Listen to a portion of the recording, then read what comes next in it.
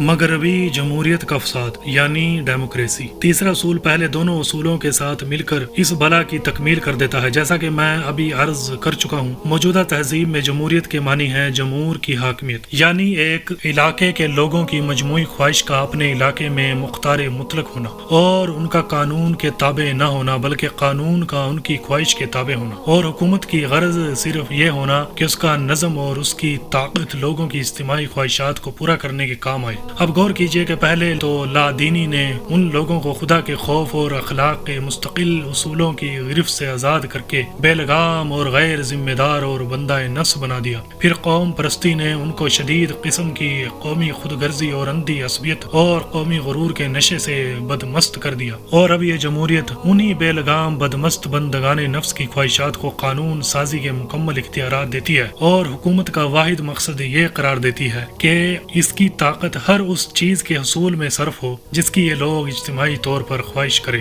سوال یہ ہے کہ اس طرح کی خود مختار صاحب حاکمیت قوم کا حال آخر ایک طاقتور بدماش سے کس بات میں مختلف ہوگا؟ جو کچھ ایک بدماش فرد خود مختار اور طاقتور ہو کر چھوٹے پیمانے پر کرے گا، وہی تو اس سے بہت زیادہ بڑے پیمانے پر اس طرح کی ایک قوم کرے گی۔ پھر جب دنیا میں صرف ایک ہی قوم ایسی نہ ہو بلکہ ساری متمدن قومیں اسی ڈھنگ پر بے دینی قوم پرستی اور جمہوریت کے اصول پر منظم ہو تو دنیا بھیڑیوں کا میدان جنگ نہ بنے گی تو اور کیا بنے گی؟ یہ وجوہ ہیں جن کی بنا پر ہم ہر اس نظام اجتماعی کو فاسد سمجھتے ہیں جو ان تین اصولوں کی بنیاد ہے۔ ہماری دشمنی لا دینی قومی جمہوری نظام سے ہے، خواہ اس کے قائم کرنے اور چلانے والے مغربی ہوں یا مشرقی، غیر مسلم ہو یا نام نہاد مسلمان۔ جہاں جس ملک اور جس قوم پر بھی یہ بلا مسلط ہوگی، ہم بندگان خدا کو اس سے ہوشیار کرنے کی فکر کریں گے کہ اسے دفع کریں۔ تین صالح اصول، ان تینوں اصولوں کے جواب میں ہم دوسرے تین اصول پیش کرتے ہیں اور سب انسانوں کے ضمیر سے اپیل کرتے ہیں کہ انہیں جانچ کر پرکھ کر